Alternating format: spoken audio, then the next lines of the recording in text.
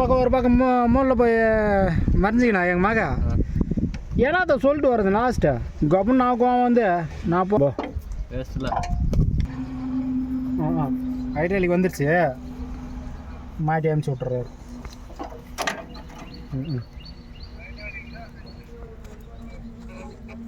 அப்படியே செட்டா வந்துடுச்சு இல்லை வந்துடுச்சு சாமான் வந்துடுச்சு அவன் திருப்பினும் இங்கே தான்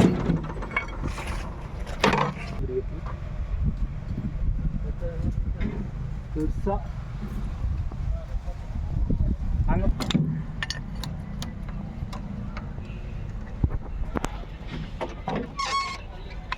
ஆ